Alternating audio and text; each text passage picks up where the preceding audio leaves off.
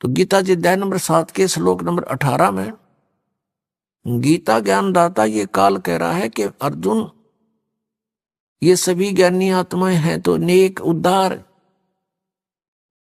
ये परमात्मा पाने के लिए अपना सर्वस्व न्यौछावर किए हुए हैं, लेकिन ये मेरे वाली घटिया अनुत्तम गति में ही स्थित हैं। अपने आत्माओं, ब्रह्म की साधना को यानी काल अपनी साधना को अनुत्तम क्यों कहा? अब यहां विचार करो। श्रीमद् भगवत गीता ज्ञानदाता गीता अध्याय नंबर 4 के श्लोक नंबर 5 और 9 में, गीता अध्याय नंबर 2 के श्लोक नंबर 12 में, गीता अध्याय नंबर 10 के श्लोक नंबर 2 में यह स्पष्ट करता है कि अर्जुन, तेरे और मेरे बहुत जन्म हो चुके, तू नहीं जानता मैं जानता हूं। मेरे जन्म और कर्म अलौकिक है। फिर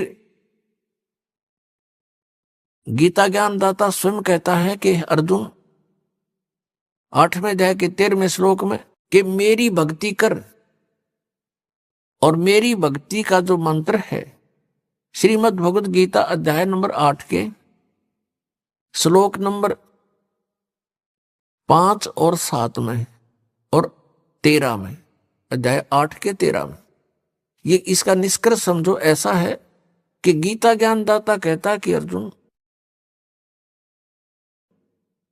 तू मेरी भक्ति कर, युद्ध भी कर और मुझे प्राप्त होगा। और मेरे पाने का मंत्र है 8वें अध्याय के 13वें श्लोक में स्पष्ट किया है, ओम इति एकाक्षरम ब्रह्म व्यवहारन मामनुसमरण यह परियाति तजम देहम स याति परमाम गतिम। मुझ ब्रह्म का केवल एक ओम मंत्र है, नथिंग एल्स। यह एक ओम मंत्र है और अंतिम श्वास तक सिमरण करता हुआ जो शरीर त्याग कर जाता है, उच्चारण करके श्रवण करता हुआ शरीर छोड़कर जाता है, तो मेरे वाली परम गति को प्राप्त होता है। अब ओम के नाम से जो गति होनी है वो क्या है? क्या मोक्ष होगा? कितना मोक्ष होगा? कि ब्रह्मलोक प्राप्ति होगी। 8वें अध्याय के 16वें श्लोक में गीता जी में लिखा है कि अर्जुन, ब्रह्मलोक पर्यंत सभी प्राणी पुनरावृत्ति में है। पुनरावृत्ति का अर्थ वहां गए हुए प्राणी भी पुनर्जन्म को प्राप्त होते हैं, पूर्ण मोक्ष नहीं होता।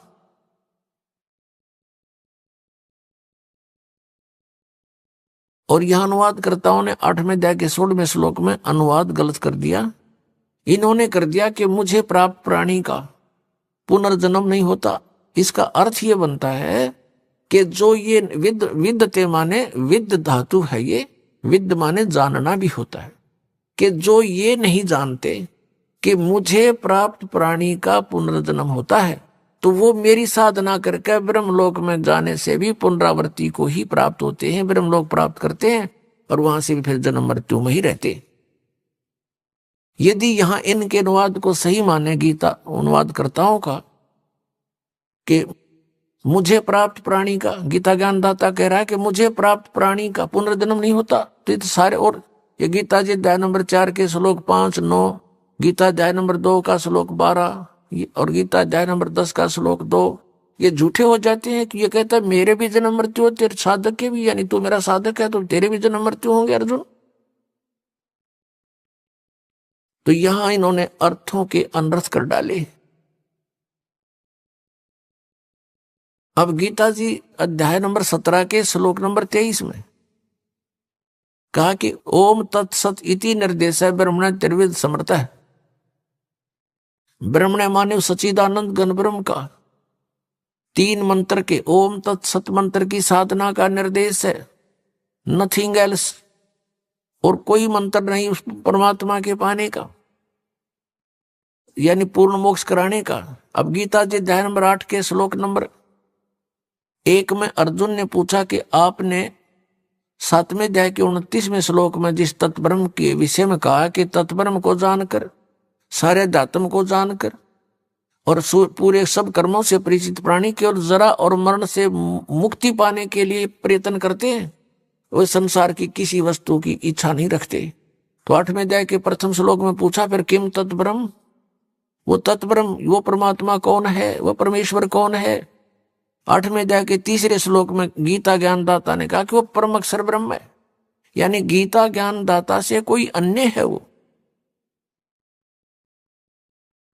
और फिर 15वें अध्याय के 1 से लेकर 4 में श्लोक में और 18वें अध्याय के 62वें श्लोक में गीता ज्ञानदाता अपने से अन्य किसी परम अक्षर ब्रह्म यानी सर्वशक्तिमान की शरण में जाने को कह रहा है। उसकी कृपा से ही तू परम शांति को और सनातन परम धाम को प्राप्त होगा, 18वें अध्याय के 62वें श्लोक में। और गीता जी अध्याय नंबर 15 के श्लोक 1 से 4 का निष्कर्ष है कि उल्टा लटका हुआ संसार रूपी वृक्ष है और इसके सभी पार्ट्स को, सभी भागों को जो व्यक्ति जानता है, स वेदवित, वो वेद के तात्पर्य को जानने वाला है, अर्थात वो तत्वदर्शी संत है।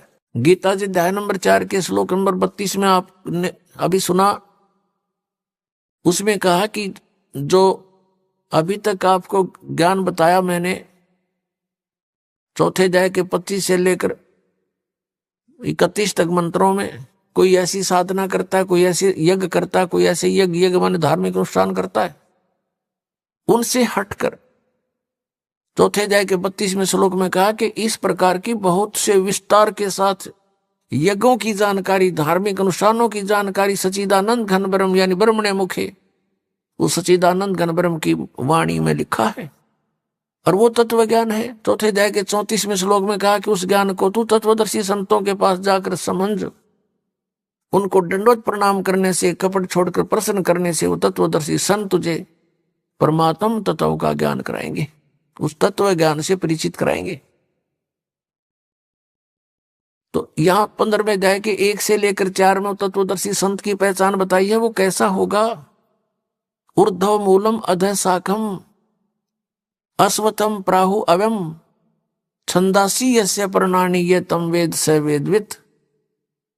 ऊपर को जड़ वाला, नीचे को तीनों गुण रूपी शाखा वाला, ये एक अविनाशी पीपल का वृक्ष तुल जानो, इस संसार रूपी वृक्ष समझो, और इसके पत्ते आदि सभी विभाग हैं, छंद हैं, और यह तम वेद इस अज्ञान में छुपे हुए इस संसार रूपी वृक्ष के सभी विभागों को जो जानता है, स वेदवित, वह तत्वदर्शी संत है, वह वेद के तात्पर्य को जानने वाला। अब 15वें अध्याय के 1 से लेकर 4 का जो तात्पर्य है श्लोक का, कि वो तत्वदर्शी संत है और इस संसार रूपी वृक्ष की ऊपर को जड़ है, नीचे को तीनों गुण रूपी शाखा है, रजगुण ब्रह्मा सदगुण विष्णु तमगुण शिव जी तो शाखा है। गीता ज्ञानदाता कहता है कि इसके बारे में तत्वदर्शी संत बताएंगे।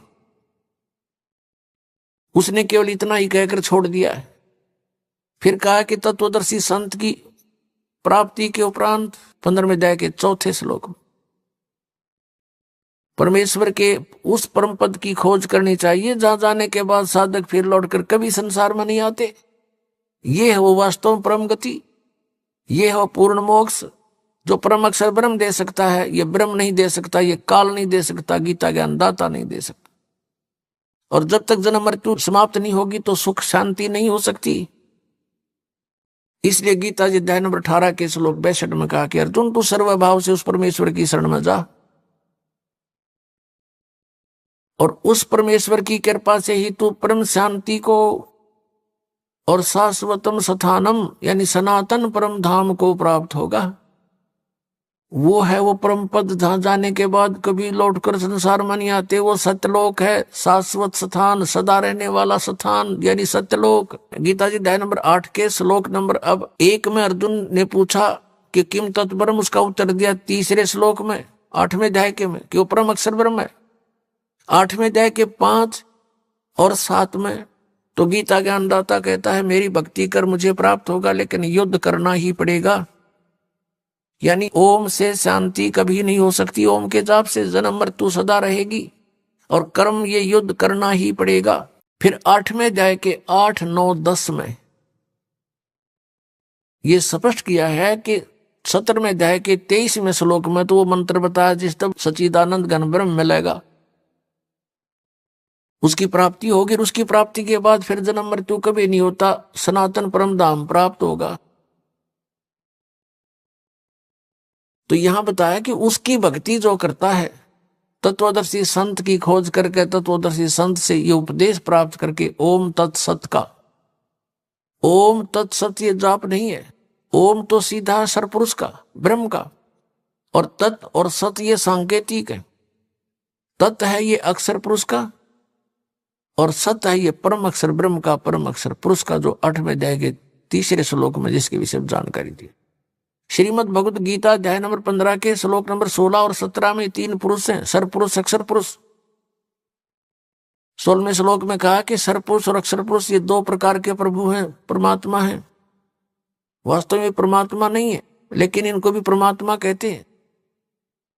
ये इनके अंतर्गत जितने प्राणी हैं और इनके सभी स्थूल शरीर यानी नाशवान हैं, ये भी नाशवान है, दोनों प्रभु यानी पुरुष, और इनके अंतर्गत जितने प्राणी वो भी नाशवान है। जीवात्मा तो किसी की भी नहीं मरती, वो तो गधे कुत्ते की भी ना मरती। अब 15वें अध्याय के 17वें श्लोक में फिर कंसेप्ट क्लियर कर दिया कि उत्तम पुरुष है तू अन्य। उत्तम पुरुष वो श्रेष्ठ परमात्मा, वो परम अक्षर ब्रह्म की तरफ संकेत है, जो संसार रूपी वृक्ष की मूल है, और उस मूल से सबको आहार प्राप्त होता है। पूरे संसार रूपी वृक्ष का उसी से पोषण होता है, वृद्धि को प्राप्त होता है। तो 15वें अध्याय के 17वें श्लोक में गीता ज्ञानदाता कह रहा है कि वो उत्तम पुरुष है तू अन्य, और परमात्मा इति उदाहरते, जिसको परमात्मा कहा जाता है। और वो उत्तम पुरुष श्रेष्ठ परमात्मा तो कोई और है 16वें श्लोक में वर्णित इन दोनों सरपुरुष और अक्षर पुरुष से कोई और है। वो कौन है? वो परम अक्षर पुरुष है। परम अक्षर ब्रह्म कहो, परम अक्षर पुरुष कहो, उसको पूर्ण ब्रह्म कहो, या उसको सत्य पुरुष कहो। सत्य माने अविनाशी, पुरुष माने प्रभु। और वही यह लोक चरम आविश्य विवर्ती, वही तीनों लोकों में प्रवेश करके सबका धारण पोषण करता है। अवय ईश्वर है, वो है वास्तव में अविनाशी परमेश्वर। अब 8वें अध्याय के 8, 9, 10 श्लोक में स्पष्ट किया है कि अर्जुन जो उस परम अक्षर ब्रह्म की साधना करता है, जो 8वें अध्याय के 3रे श्लोक में गीता ज्ञानदाता जिसके विषय बता रहा है, उसकी जो भक्ति करता है उस मंत्र से, जो तत्वदर्शी संत से प्राप्त करके, वो फिर उसी को प्राप्त होता है, या उसको प्राप्त होता है। तो वो अविनाशी परमात्मा है, वो तो सतलोक में रहता है, सनातन परम धाम में रहता है। तो इस प्रकार जीव का मोक्ष होता है। अब हमारी पवित्र श्रीमद् भगवत गीता ये ज्ञान दे रहा है, और गीता ज्ञानदाता अपनी साधना को अनुत्तम बता रहा है, और ये अज्ञान आधार से अनुवाद करता हमारे गुरु, पूर्व के गुरु जो थे अज्ञानी, इन्होंने अनुत्तम का अर्थ ही अति उत्तम कर डाला 7वें अध्याय के 18वें श्लोक में और 7वें अध्याय के 24वें श्लोक में इन अनर्थ कर डाले। 18वें अध्याय के 66वें श्लोक में गीता ज्ञानदाता कहता है कि सर्वधर्मान परित्यज माम, मेरे सतर की जितने भी धार्मिक क्रियाएं हैं, अनुष्ठान हैं, वो मुझ में त्याग दे, यानी मुझे सौंप दे। जैसे ओम तत् सत में 3 मंत्र है। ओम तत् ये सांकेतिक, सत भी सांकेतिक है। ओम तो ब्रह्म का है। कहते मेरे सतर की जितनी पूजाएं तूने की है वो मुझे दे दे, और उसके पश्चात उस परमेश्वर की एकम शरणम व्रज, एकम जिसके बराबर दूसरा ना हो, अद्वितीय सर्वशक्तिमान यानी परम अक्षर ब्रह्म, उसकी शरण में व्रज माने जाना होता है। इन अज्ञानियों ने सब ने व्रज माने आना कर रखे, आजा मेरी शरण में आजा। फिर ये गीता ज्ञानदाता कहता है कि अहम तवा सर्व पापे भो मोक्षामि मासुच, फिर मैं तुझे सब पापों से मुक्त कर दूंगा, तू चिंता ना कर। हम क्या करते रहे, जैसे तत्व ज्ञान के अभाव से परम संत मिले नहीं, ओम नाम का जाप, और गीता जी अध्याय नंबर 3 के श्लोक नंबर 10 से लेकर 15 में जो अनुष्ठानों की जानकारी दी है, यज्ञों की, वो 500 यज्ञ करते रहे, ओम नाम का जाप करते रहे, और इसके प्रतिफल को हम ब्रह्मलोक प्राप्त करके वहां भोगते रहे। और ब्रह्मलोक में जाने के बाद फिर हम वापस जन्म मृत्यु में रहे, हमारे ऊपर यह दंड बना रहा, और पाप के आधार से हम नरक भी जाते रहे। अब जब हमें परम अक्षर ब्रह्म मिल जाते हैं, उस सतनाम के जाप से, 2 अक्षर के सतनाम के जाप से हमारे पाप नाश हो जाते हैं। और हम क्या करते रहे, पुण्य तो हम स्वर्ग में खाते, और पापों को भोगने के लिए इसने नरक बना रखा, उस नरक में हम भोगते, दंड, दुख पाते, दंड पाते, और फिर 84 लाख योनियों के कष्ट भी भोगने पड़ते। यहाँ का ऐसा विधान है। तो ये क्या कहता है कि जब तू उसकी शरण में चला जाएगा तो मेरे सतर्क का जो हम क्या जो अपना पुण्य था वो बर्बाद कर देते थे, उस पुण्यों को हम इसको दे देंगे। हम इसके ऋणी हैं। कैसे ऋणी हैं कि इस काल भगवान ने 70 युग तपस्या करके और 64 युग एक, तब इसने ये 21 ब्रह्मांड प्राप्त किए थे परम अक्षर ब्रह्म से, इस सरपुरुष ने, सरब्रह्म ने। और ये आप देख रहे हैं पृथ्वी कैसे घूम रही है, ये स्वयं भी घूम रही है ऐसे, और ये ऐसे भी घूम रही है। हम इसमें अपनी गलती से इसके साथ बैठकर आगे इसके विमान में, यहां आगे हम 16 शंख कोश की दूरी पर। अब यहां आने के बाद इसने हमारा दुरुपयोग किया। हम जो पूंजी लेकर आए थे, हम बड़े सेठ साहूकार के पुत्र थे, परम अक्षर ब्रह्म के पुत्र पुत्री थी, और हम बहुत धनी थे। हम अपनी पूरा पूंजी लेकर साथ आए थे। उस पूंजी को इसने टैक्स लगाया हमारे ऊपर, ऊपर स्वर्ग रखे, जैसे हमें महास्वर्ग बना रखा ऊपर, उसमें रखे, और वहां के चार्जेस रख दिए, इतने चार्ज होंगे प्रतिदिन के। तो ये उससे अपना काम चला रहा है। अब जैसे इस पृथ्वी पर हम आए, ये पृथ्वी घूम रही है विमान की तरह, तो इसका जो चार्ज इसने रख रखा है वो चार्ज हमसे लेता है। अपने आत्माओं जैसे एक बार ये दास यहां से दिल्ली से पुणे गया था जहाज में, एयरप्लेन में, तो वहां से वहां तक का किराया लगभग 6,000 रुपये था, और उसके अंदर ही सारा चाय पानी खाना सारी व्यवस्था करते हैं। और वो 2.25 घंटे लगे वहां से, दिल्ली से लेकर पुणे तक के 2.25 घंटों के उसने 6,000 रुपये चार्ज किए। और हम बैठे इसके विमान में, किराया कितने दिन तक, तो ये कहता मेरा किराया दे मुझे, जब छोड़ूं तुझे, हम फिर इसका किराया दे देंगे इसको। अब फिर हम इसके जो पूंजी को बर्बाद करते थे वो ना करके इसका जितना चार्ज है इसके 70 की भक्ति का इसको दे देंगे। फिर ये हमें गधे कुत्ते सुअर नहीं बनाएगा या बांध कर नहीं रखेगा। इसलिए 18वें अध्याय के 66वें श्लोक में ये गीता ज्ञानदाता सरपुरुष है, श्री कृष्ण में बोल रहा है, ये ब्रह्म है, ये काल है, 21 ब्रह्मांड का स्वामी है, हम इसके लोक में यहां रह रहे हैं। तो ये कह रहा है कि मेरे सतर की सर्वधर्मान परित्यज माम, 18वें अध्याय के 66वें श्लोक, मेरे सतर के सभी धार्मिक अनुष्ठान पूजाएं मुझे दे दे, मुझे त्याग दे, छोड़ दे, मेरा ऋण मुक्त हो, मुझसे मेरा कर्जा दे। फिर एकम शरणम व्रज, फिर उस सर्वशक्तिमान परमात्मा की शरण में व्रज माने जाओ, परम अक्षर ब्रह्म की शरण में जाओ। और इन अज्ञानियों ने सबने अनुवाद कर रखा आओ, यानी गो माने जाना होता है, अंग्रेजी का वर्ड है। और कोई गो माने आना लिखता है, कितना विद्वान होगा वो, अंडरस्टूड है। और इन अज्ञानियों ने ऐसा कर रखा, आज तक हम आंखें बंद करके इनको महाविद्वान मानकर इनकी सब अज्ञान और ज्ञान को हम स्वीकार करते रहे, सत्य मानते रहे। इन्होंने हमें डबो डाला। अब श्रीमद् भगवत गीता में श्री कृष्ण जी का कोई रोल नहीं, ये पूरा रोल काल का है। काल ये सरपुरुष है, किस ब्रह्मांड का स्वामी है। और यहां सांप लगा हुआ 1 लाख मानव शरीरधारी प्राणियों का निताहार करने का, जिस कारण से इसने हमें अज्ञानी बना करके यहां बाई फोर्स रोका हुआ है, बलपूर्वक रोक रखा है।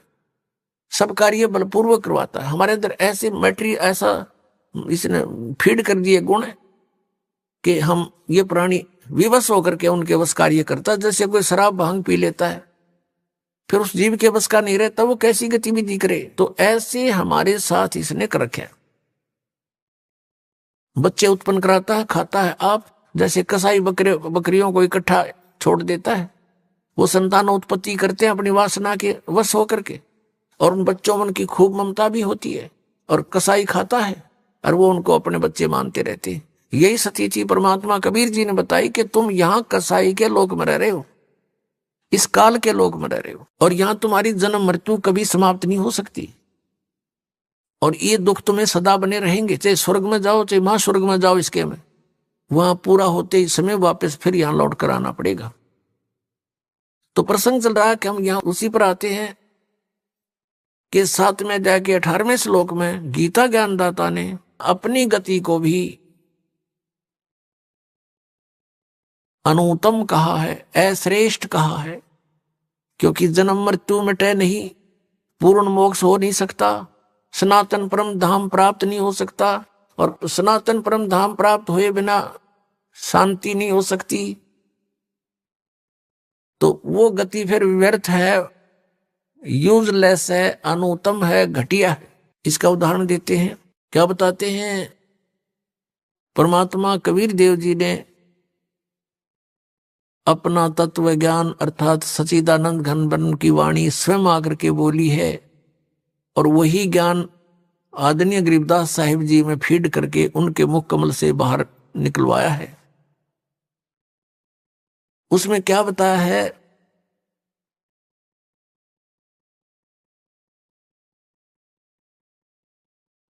बैतरक सोनी अक्षय करी, चुनक ऋषि स्वर एक, ये दे धारे जोरा फिरे, ये सभी काल के भेख।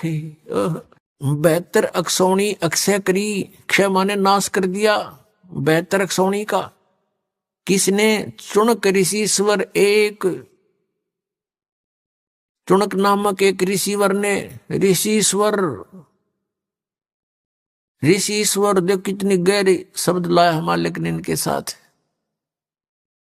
एक तो ऋषि सिंपल, एक एक ऋषिश्वर, ऋषियों में भी श्रेष्ठों से भी श्रेष्ठ। उस ऋषि के ये लक्षण हैं क्या, कि बेहतर अक्षौणी मानदाता चक्रवर्ती राजा की बेहतर अक्षौणी का नाश कर दिया, खा गया, अक्षय करी, बेहतर अक्षौणी अक्षय करी, चुनक ऋषि सुवर एक, ये दे धारे जोरा फिरे, ये सभी काल के बेख। दे धारे जोरा, जोरा माने मौत है। जिनको तुम ऋषि महर्षि मानते थे, परमात्मा कहते हैं,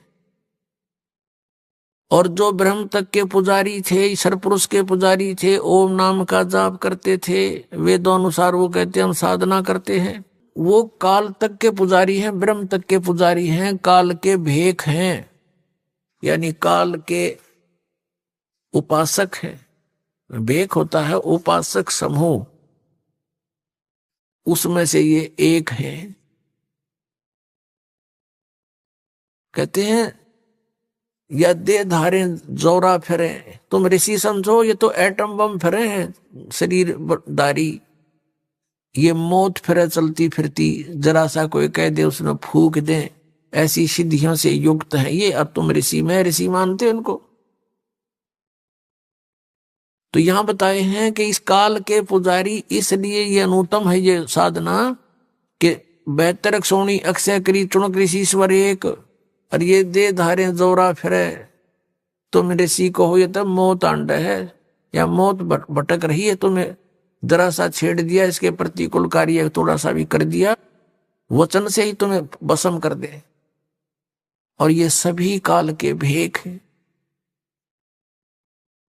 दुर्वासा को पेता समझ न आई नीचे, 56 करोड़ यादव कटे, मची रुधिर की कीचे। परमात्मा बता रहे हैं कि दुर्वासा को पेता और समझ न आई नीच। देख कामदेव ने दुर्वासा जैसे न महर्षि तोप माने थे, और परमात्मा इनको नीच कहता। यदि इसे नीच थे, कैसे थे कि 56 करोड़ यादव कटे और मची रुधिर की कीच। कीच माने गारा, कीचड़े। ओए होए, ये दे धारे जोरा फिर सभी काल के भेखे। अब एक समय, अभी दोनों उदाहरण सुनाते हैं आपको। अब ये जैसे चुनक ऋषि थे, ये ज्ञानी आत्मा थी। अब फिर आते हैं हम 7वें अध्याय के 16 और 17 और 18 पर। इसमें लिखा है कि 4 प्रकार के साधक मेरी साधना करते हैं। ब्रह्म कह रहा है, गीता ज्ञानदाता सरपुरुष श्री कृष्ण में प्रवेश करके बोल रहा है। कह रहा है कि मेरी साधना नहीं, ब्रह्म साधना भी 4 प्रकार की करते हैं। नंबर 1 अर्थार्थी और जिज्ञासु और ज्ञानी। अर्थ तो होते हैं जो संकट निवारण के लिए वेद मंत्रों के द्वारा ही कोई अनुष्ठान करते हैं, और अर्थार्थी वो होते हैं जो धन लाभ के लिए, अपने व्यवसाय में बढ़ोतरी के लिए, वृद्धि के लिए वेद मंत्रों से ही कुछ जंतर मंत्र करते हैं वो, और किसी और अन्य किसी ग्रंथ से कोई सहयोग नहीं लेते। और तीसरे जिज्ञासु, जैसे परमात्मा की चाहने वाली आत्माएं घर से बाहर निकली, भद्र पुरुष और संतों को मिले, ऋषि महर्षियों से मिले, उनसे ज्ञान प्राप्त करके और स्वयं ही वक्ता बन गए, परमात्मा पाने की चेष्टा नहीं करी। उन जिज्ञासुओं ने ज्ञान ग्रहण करने की इच्छा में जीवन व्यर्थ कर दिया और वक्ता बनकर सुनाने लग गए। ये भी तीनों व्यर्थ बताए हैं।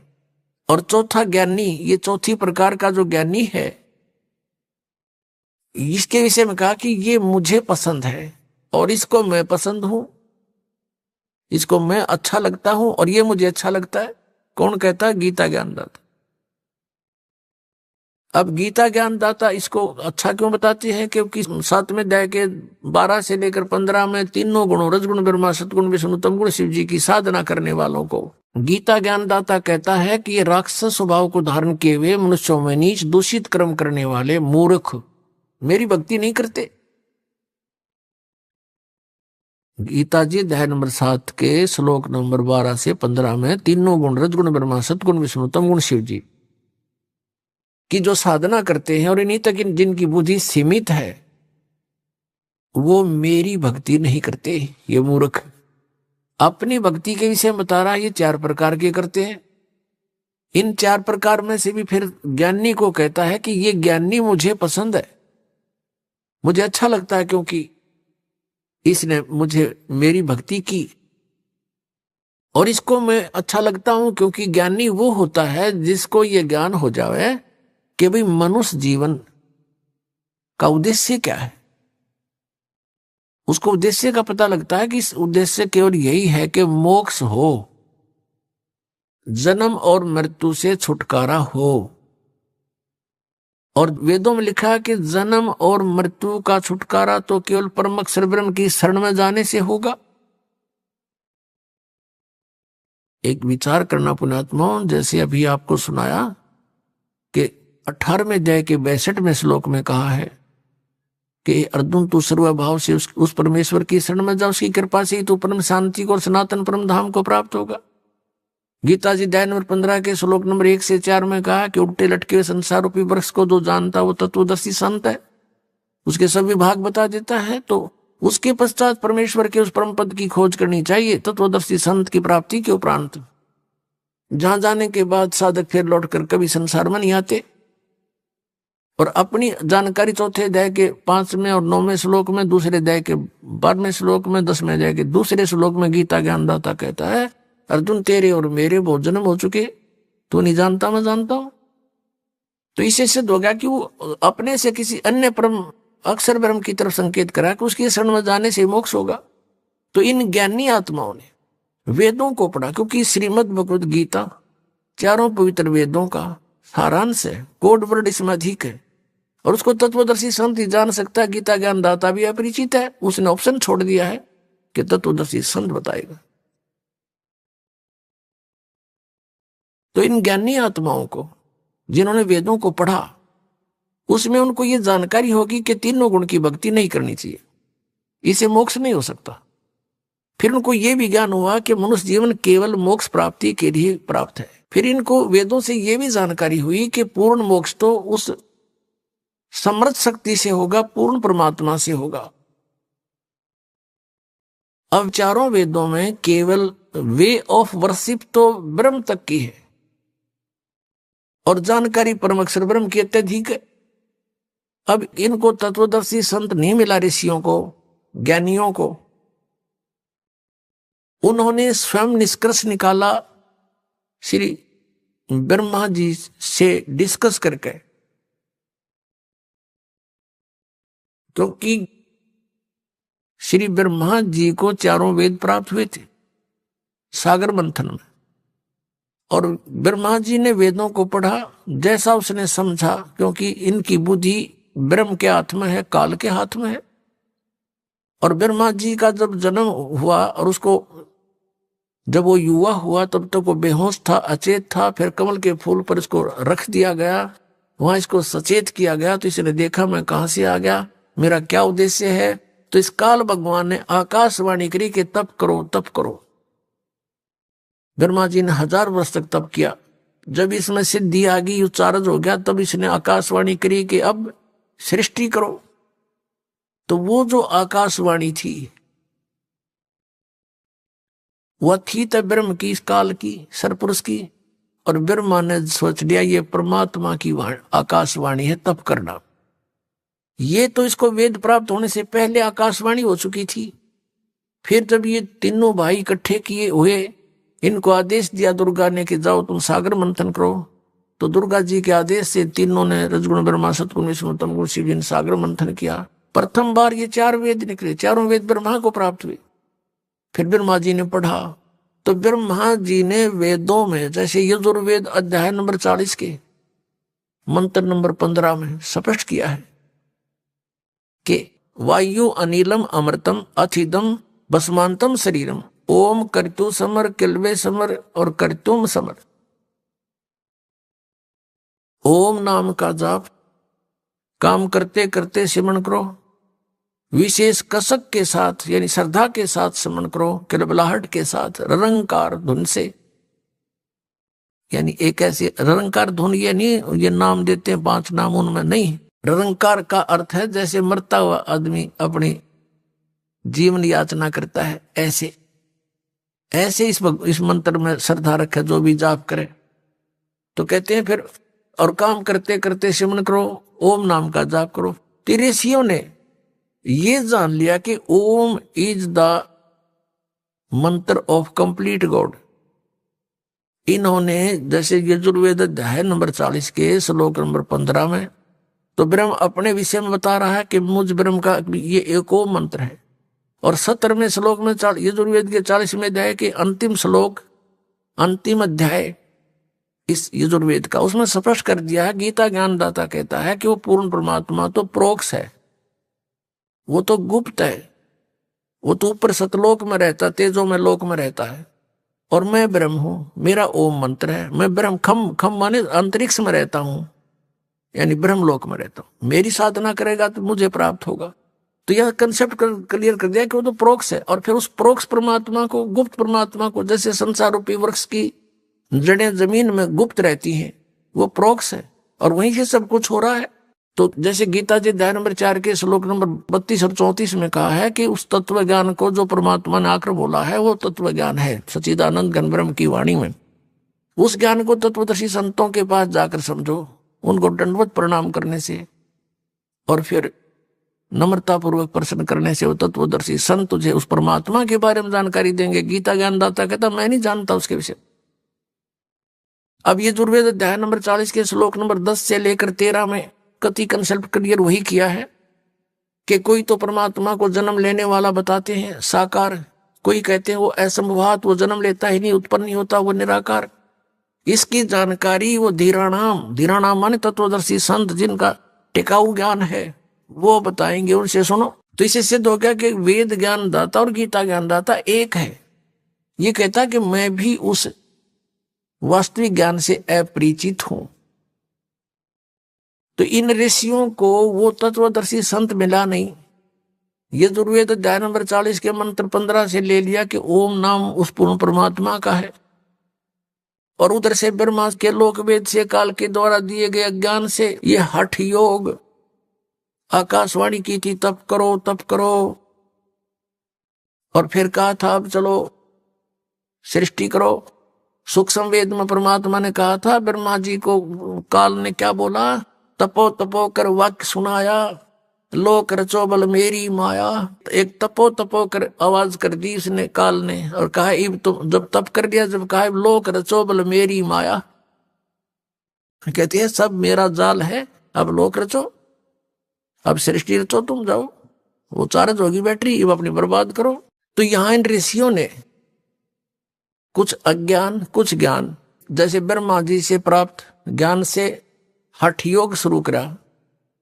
ब्रह्मा जी ने बताया कि मुझे परमात्मा की आकाशवाणी, मैंने 1000 वर्ष तप किया, फिर आकाशवाणी हुई कि सृष्टि करो। तो ये भी उन्होंने परम अक्षर ब्रह्म की वाणी मान ली, या थी काल की आकाशवाणी, और उधर से ओम नाम वहां से ले लिया। गीता जी में लिखा कि अर्जुन यदि तू हट करके बैठ गया एक स्थान पे तो तेरा निर्वाह कैसे चलेगा। तो कहने का भाव यह है कि हठ योग नहीं करना, किसी भी शास्त्र में नहीं लिखा है। अब आपने सुन लिया, यजुर्वेद अध्याय नंबर 40 के मंत्र नंबर 15 में स्पष्ट किया है कि ओम करतु समर केलवे समर और करतुम समर। ओम नाम का जाप काम करते करते सिमरण करो, विशेष कसक के साथ सिमरण करो, अपना मनुष्य जीवन का मूल कर्तव्य जानकर सिमरण करो। हठ योग एक स्थान पर बैठकर करने को नहीं कहा। ऐसा नहीं है कि जैसे आप बैठे हो तो बैठ के भी कर लो, समय काम नहीं है, कोई दिक्कत नहीं, लेट कर लो, चलते कर लो। जैसे सूक्ष्म वेद में कहा कि नाम उठत नाम बैठत, नाम सोवत जागवे, नाम खाते नाम पीते, नाम से ती लागवे। तो इस प्रकार ये साधना तो इस तरीके की है, ये वेदोनुसार यानी सदग्रंथों में तो ये सहज साधना है, सहज साधना, सिंपल वर्शिप। और इन्होंने अपने हठ योग ज्ञान से इसको इतना कठिन बना दिया। कोई तप करता खड़ा होकर, कोई उल्टे पैर करके, ऊपर न पैर नीचे को सिर करके, कोई व्रत रख के, कोई पहाड़ों पर जाता भगवान को खोजने के लिए, और कोई कुछ अन्य मंत्र करता है जैसे हरे कृष्ण कृष्ण कृष्ण हरे हरे राधे राधे श्याम मिला दे। ये गीता जी में है कहीं? तो गीता जी में जो लिखा है वो साधना है भक्ति की। उससे छोड़कर जो साधना या मंत्र हम करते हैं वो शास्त्र विधि को त्याग कर मनमाना आचरण है, वो यूजलेस है। गीता जी अध्याय नंबर 16 के श्लोक 23 में कहा कि अर्जुन जो शास्त्र विधि को त्याग कर मनमाना आचरण करते हैं न तो उनकी गति हो सकती, ना उनको सुख हो, ना कोई सिद्धि प्राप्त हो सकती, यानी यूजलेस। तो गीता जी में जो वर्णित विधि है उसके पाने का जो मंत्र है, और फिर शेष संकेत दे रखा है कि उस तत्वदर्शी संत को पूछो, पता करो, तो वो है साधना करने की। उसके अतिरिक्त हम कोई भी जाप करते हैं, गीता जी में केवल एक ओम मंत्र है, नथिंग एल्स। अब इस काल ने एक समस्या और पैदा कर रखी है कि गीता जी में 2 प्रकार का ज्ञान है। एक तो वेदों वाला ज्ञान है, और एक इस काल ने अपना मत भी इसमें थोप रखा है। स्थान स्थान पर कहता है ये मेरा मत है, ये मेरा मत है। जहां इसने ये नहीं कहा मेरा मत है, वो वेद ज्ञान है। तो इसने 6 अध्याय में लिखा है कि एक एकांत स्थान में बैठकर ऐसा आसन लगाओ जो ना ऊंचा हो ना नीचा हो, और बढ़िया मृगछाला या कोई अच्छा वस्त्र बिछाओ, और नाक के अग्र भाग पर ध्यान लगाओ। ये है इसका अपना मत। और फिर श्रीमद् भगवत गीता अध्याय नंबर 3 के श्लोक नंबर 8 में क्या लिखा है देखिएगा। श्रीमद् भगवत गीता, अब ये अध्याय नंबर 3 है श्रीमद् भगवत गीता का, और श्लोक नंबर 8 है। यहां से ये शुरू है, यहां इसका अनुवाद है, तू शास्त्र विहित कर्तव्य कर्म कर, के शास्त्रों में लिखा हुआ साधना उसके अनुसार साधना कर, क्योंकि कर्मों के न करने की अपेक्षा कर्म करना, कर्म ना करना यानी एकांत स्थान पर बैठ कर हठ योग करना की अपेक्षा कर्म करना ही श्रेष्ठ है। तथा कर्म न करने से तेरा निर्वाह, शरीर निर्वाह भी तो नहीं सिद्ध होगा। तेरा गुजारा कैसे होगा यदि तू एक स्थान पर बैठ गया। अपनात्मा, अभी आपने जो तीसरे अध्याय का 8वां श्लोक देखा श्रीमद् भगवद गीता का, ये है वेद ज्ञान, क्योंकि ये यजुर्वेद अध्याय नंबर 40 के मंत्र नंबर 15 से स्पष्ट मेल खाता है। अब छठे अध्याय के 11वें श्लोक में ये गीता ज्ञानदाता अपना मत प्रोड्यूस कर रहा है। यहां ये कहता है कि एकांत स्थान खोज के और उसके ऊपर वो घना ऊंचा भी ना हो, एक आसन लगाओ, मृग छाल बिछाओ और नाक के आगे देखते रहो, बस ये साधना बता रहा। ये इसका अपना मत है, ये हमने नहीं मानना, क्योंकि जो वेद ज्ञान है वो सत्य है और वेद ज्ञान जो है गॉड गिवन है, प्रभु दत्त है। कबीर परमात्मा ने इस काल के अंतःकरण में फीड कर दिया था इसके कंप्यूटर में और फिर वहां से निर्धारित समय भर दिया था। उसके बाद अपने आप, जैसे 9 महीने के बाद बच्चा अपने आप बाहर आता है, कोई वश नहीं चलता किसी का, ऐसे ही 5 वेद बाहर आ गए, इसके श्वासों के द्वारा बाहर आ गए। उसके बाद इसने पढ़ा, इसने देखा कि इसमें तो तेरी सारी पोल खुल जाएगी, सूक्ष्म वेद भी उसके अंदर था, उसको नष्ट कर दिया। ये 4 वेद रख लिए जिसमें पूर्ण परमात्मा की जानकारी तो है, लेकिन वे ऑफ वर्शिप, पूजा की विधि केवल ब्रह्म तक की है, वो रख लिए। तो वो ज्ञान तो सही है, उसके अतिरिक्त फिर उससे भी हटकर इसने अपना मत कुछ प्रोड्यूस किया है इसमें, तो वो नहीं मानना हमने, क्योंकि वेद ज्ञान गॉड गिवन है। गॉड गिवन ज्ञान है, वो परमात्मा का आदेश है। हम किसी अधिकारी का आदेश पालन करके और कानून भंग करेंगे तो हम दोषी हो जाएंगे, हमने ये भी ध्यान रखना। ये देखिएगा, इसकी सारी क्रिया यहां से 10वें से शुरू होती है कि मन और इंद्रियों सहित शरीर को वश में रखने वाले आशा रहित, संग्रह रहित योगी अकेला ही एकांत स्थान में स्थिर होकर आत्मा को निरंतर परमात्मा में लगावे, परमात्मा में, अपने में नहीं। आगे फिर देखो, अब 11वां हमने पढ़ लिया कि शुद्ध भूमि पर एकांत स्थान तो ऊपर पढ़ दिया। कर्म से ये पहले डाब बिछी हो, फिर मृगछाला हो, फिर वस्त्र बिछे हो, ऐसा आसन लावे, ना घना ऊंचा हो ना ज्यादा नीचा हो, इस प्रकार अपने आसन को स्थिर कर स्थापन करे। फिर 12वें में कहा है कि उस आसन पर बैठकर चित्त और इंद्रियों को, क्रियाओं को वश में रखते हुए मन को एकाग्र करके अंतःकरण की शुद्धि के लिए योग का अभ्यास करे। अब 13वें में, छठे अध्याय का 13वां पढ़ रहे हैं। काया, सिर और गले को सम्मान एवं अचल करके, धारण करके और स्थिर होकर अपनी यानी एक स्थान पर डट कर बैठे। अपनी नासिका के अग्रभाग पर दृष्टि जमाकर अन्य दिशाओं को न देखता हुआ। अब ये हम देख रहे हैं 14वां, ब्रह्मचारी के व्रत में स्थित, भय रहित, भली भांति अंतःकरण वाला, सावधान होकर योगी मन को रोक के मुझ में चित वाला, मेरे में प्राण होकर स्थित होए। अब यहाँ फिर ये इसका मतलब रहा, ये वश में किए हुए मन वाला योगी इस प्रकार आत्मा को निरंतर मुझ परमेश्वर के रूप में लगाता हुआ मुझ में रहने वाली, मुझ में रहने वाली यानी मेरे तक ही सीमित ब्रह्मलोक में जाने वाली परमानंद की परिकाष्ठा रूप शांतिम को अधिगच्छन्ति प्राप्त होता है। अब निर्वाण परमाम यानी मृत्यु के बाद, निर्वाण माने गमन भी होता है यानी मृत्यु भी होती है, और निर्वाण माने मोक्ष भी होता है। निर्वाण परमामम यानी श्रेष्ठ, मेरे सतर का जो मुझ में रहने वाला जो श्रेष्ठ प्रमाण है, उस शांति को प्राप्त होगा। ब्रह्मलोक में जाएगा ब्रह्म का साधक, और वहां जिसी शांति है वो तत्न प्राप्त हो जाएगी। अंडरस्टूड है। अब देखो 6 अध्याय के 16वें श्लोक में फिर ये भी कहा कि अर्जुन, यह योग न तो बहुत खाने वाले का और न बिल्कुल न खाने वाले का, बहुत खाना तो यूं है, पेट दड़ी पक्का खा ले अंगड़ाई टूटे, भक्ति हो को ना। और बिल्कुल न खाना, व्रत रखना, व्रत रखना भी गीता में मना है। और ये व्रत रखवाओ एकादशी का, ये कहां से लाए? और न बहुत सहन करने वाले सोने वाले का, और न घना अधिक जागने वाले का सिद्ध होता है। अब ये साधना भी जो इसने बताई है काल भगवान ने, ब्रह्म ने, इसने अपने सतर का ज्ञान भी दिया है कि इस प्रकार करो, और इससे मेरे से मिलने वाली जो शांति है उसको प्राप्त हो सकते हो। और ब्रह्म से जिसी शांति मिला पता ही है, ब्रह्मलोक में गए, वहां से फिर जन्म मृत्यु में जैसे चुनक ऋषि की चल रही है ये क्रिया, उसके लिए बताया जा रहा है। तो ये छठे अध्याय का है, ये 10 से लेकर और अभी आपने 16 तक पढ़ा। 16 में तो ये भी कंसेप्ट क्लियर कर दिया है कि व्रत रखना भी व्यर्थ है, और ये एकादशी का व्रत तो बहुत महत्वपूर्ण कर बताते हैं। तो ये लोक वेद है, दंत कथा है, इनकी शास्त्र रहित ज्ञान है, उसके करने से कुछ भी लाभ नहीं होगा। गीता जी अध्याय नंबर 16 के श्लोक नंबर 23 के अनुसार।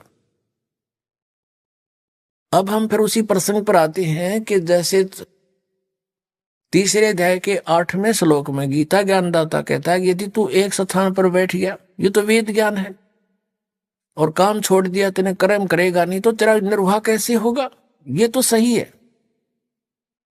और यहां इसने बताया छठे अध्याय के अंदर 10 से लेकर 15 तक ये बताया कि इस प्रकार करने से और मुझ से मिलने वाली जो शांति व तन पता जैसी मिलेगी, ब्रह्मलोक प्राप्त होगा, वो प्राप्त हो सकती है।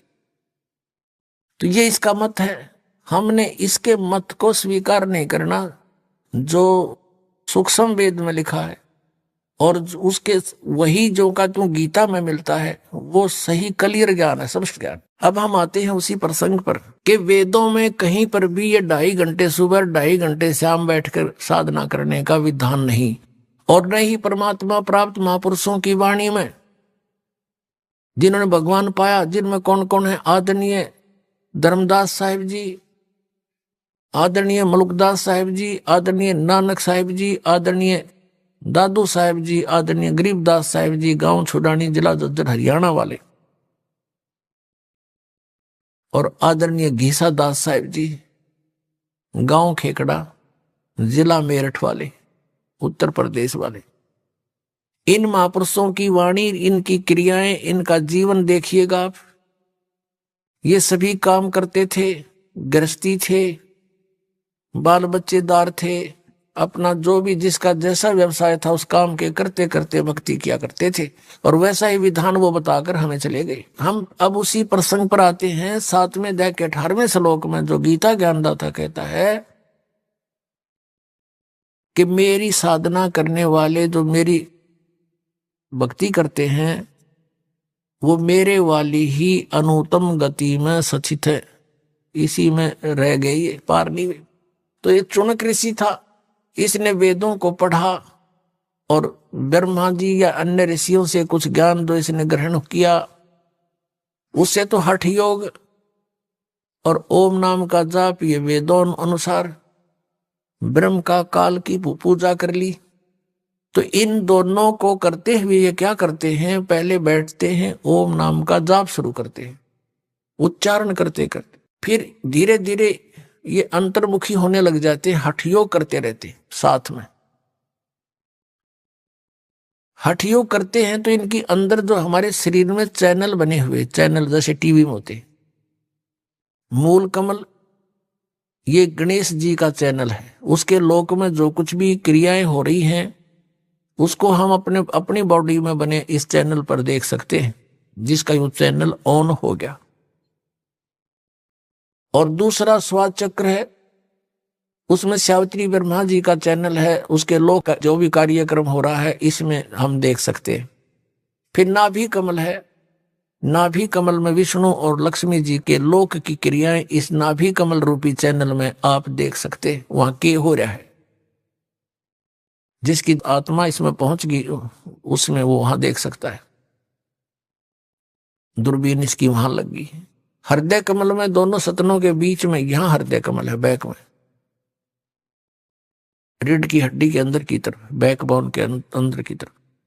तो वहां पर भगवान शिव और पार्वती का ये चैनल है, कमल है, और उनके लोक में जो कुछ भी होता है वो इसमें देखा जा सकता है। और कंठ कमल में यहाँ पीछे की साइड में दुर्गा जी का यानी देवी का स्थान है, उसके लोक में जो कुछ भी क्रियाएं होती है यहाँ आप कंठ कमल में देख सकते हैं।